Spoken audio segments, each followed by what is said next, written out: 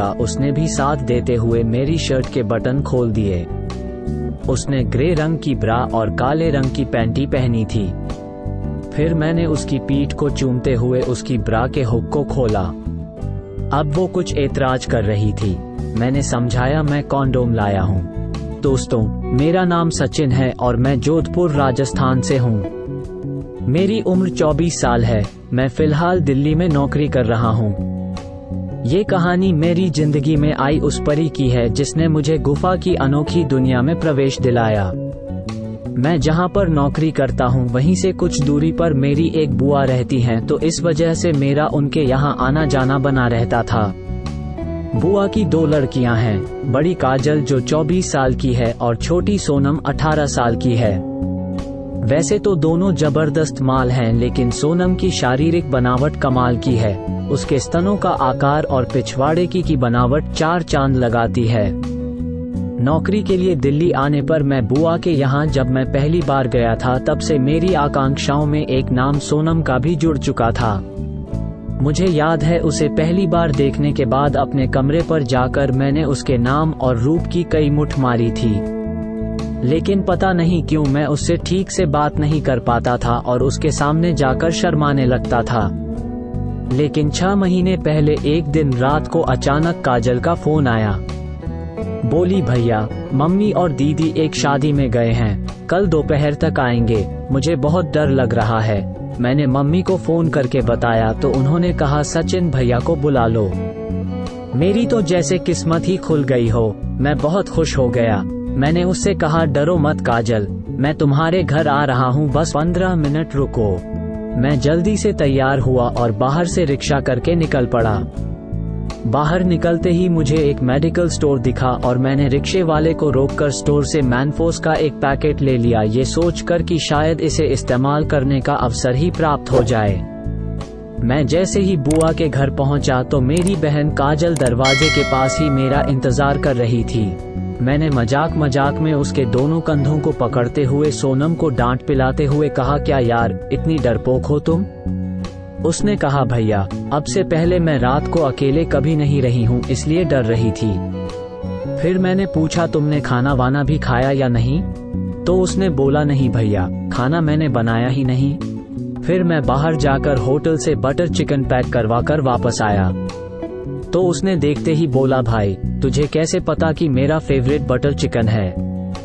तो फिर मैंने कहा, मुझे सब पता है, चल जल्दी खा ले, बकवास न कर। इसके बाद मैं टीवी देखने दूसरे रूम में चला गया। रात के 10 बजे थे और मैं मन ही मन में न जाने कितनी बार उसे पेलने का ख्याल किए बैठा था। कुछ देर बाद काजल खाना खाकर मेरे पास आई।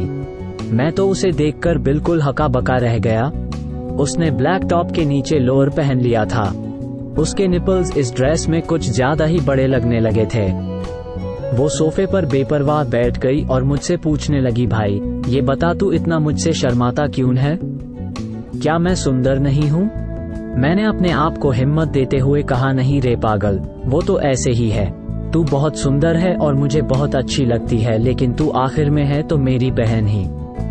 इतने में मैंने सोनम से पूछा, और तू तो बता कि मैं तुझे कैसा लगता हूँ?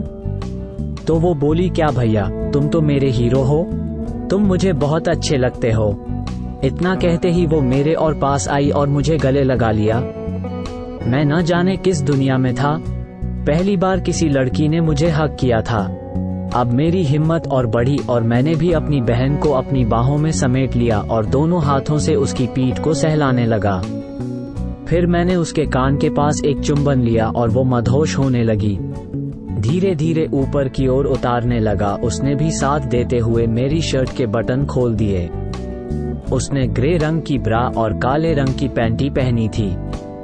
फिर मैंने उसकी पीठ को चूमते हुए उसकी ब्रा के हुक को खोला। अब वो कुछ एतराज कर रही थी। मैंने समझाया, मैं कॉन्डोम लाया हूँ, तू परेशान ना हो। फिर मैंने भी अपनी बनियान और अंडरवियर को उतार फेंका। अब मैं बिल्कुल नंगा था और वो केवल पैंटी में थी। क्या मस्त माल थी। मैंने अपने शेर को हाथ पर लेकर उसकी मुंह की तरफ बढ़ाया और उसने भी बेशर्मों की तरह मेरे शेर को मुंह में लेकर खूब चूसा। फिर मैंने उसकी पैंटी को उतारा। मैंने उसकी गुफा पर उंगलियां फेरते हुए अपनी जीभ को अपनी बहन की गुफा में धंसा दिया। अब वो मदमस्त होकर आहें भर रही थी। ऐसा बिल्कुल भी नहीं लग रहा था जैसे मैं उसके साथ पहली बार कुछ कर रहा हूं, और मुझसे अब बर्दाश्त नहीं हो रहा था। मैंने तुरंत ही उसे अलग करके जीन्स की जेब से कॉन्डम निकाला और उसे अपने सिर पर लगा के सोनम को बिस्तर पर धक्का दे दिया। मेरी चचेरी बहन मेरे सामने बेशर्मों की तरह लेटी थी और जैसे इंतजार कर रही थी कि कब मैं उसके तन पर आकर अपना अधिकार जमा लूं। मैं समझ गया था ये लड़की पहले से ही खेली खाई है, किसी ने इसे खूब पेल रखा है, चालू माल है। इसलिए मैं बिस्तर पर आया, अपनी बहन के बदन पर लेटकर उसे पूरा ढक लिया और उसके होंठों पर होंठ रखा। नीचे मैंने अपने पैरों का उपयोग करके उसे दोनों पैरों को बाहर की ओर सरकाना शुरू किया और धीरे धीरे मैंने उसकी जांघों के बीच में आ गया। मेरा सिर अब अपनी बहन की गुफा के ऊपर था।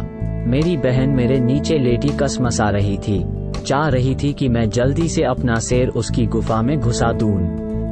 मैंने उसे आंखों से इशारा किया कि मेरे सिर को पकड़कर अपनी गुफा के छेद में टिकाए। वो मेरा इशारा समझ गई। उसने मेरे सिर को अपने हाथ से पकड़कर अपनी गुफा के छेद पर टिकाया और साथ ही नीचे से अपने चूतड़ उछलकर मुझे इशारा दिया कि मैंने धक्का मारकर सिर उसकी गुफा में घुसा दूं। मैंने एक झटका मारा और मेरा सिर बिना किसी रोक टोक के मेरी बहन की गुफा में घुसता चला गया। मेरी बहन के मुख से आनंद भरी एक चीख सी निकल गई, उम्मे, अह, हाय हाय, या।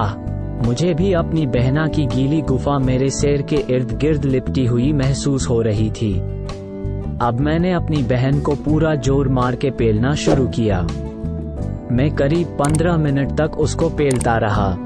कभी मैंने उसे घोड़ी बनाकर पेलता तो कभी अपनी जांघों पर आमने सामने बिठाकर उसके के नीचे हाथ रखकर पेलता। वो भी जोर जोर से ऊह आह किए जा रही थी। मैंने अंतिम झटका मारकर अपने दूध की नदी बहा दी, लेकिन मुझे दुख है कि वो नदी मेरी बहन की गुफा के अंदर नहीं बही। वो नदी कॉन्डोम में उलझ कर रह गई और झड़ने के बाद मैंने अपनी बहन के होठों को चूम कर उससे कहा, आई लव यू सोनम। तुमने जो मुझे ये प्यार दिया उसे मैं कभी नहीं भूलूंगा। फिर हमने बाथरूम जाकर अपने आप को साफ किया और आकर एक दूसरे की बाहों में सो गए। बीच रात में मेरी नींद खुली तो देखा कि मेरी बहन मेरे साथ पूरी नंगी सो रही थी। मेरे सिर ने फिर से अंगड़ाई ली और मैं अपनी बहन को एक बार फिर से पेलने को उतावला हो गया। मैंने अपनी बहन को बिना जगाए उसके पैर दाएं बाएं सरकाकर उसकी गुफा को खोला और अपनी जीभ से चाटने लगा। 2 ही मिनट में मेरी बहन जाग गई और आह करने लगी। वो बड़ा मजा लेकर अपनी गुफा चटवा रही थी। उसके बाद मैं उसके ऊपर आया और अपने हाथ से सिर को गुफा के द्वार पर टिकाकर अंदर धकेल दिया और धक्कापेल करने लगा। मेरी बहन मेरे नीचे पड़ी सिसकारियां भर रही थी।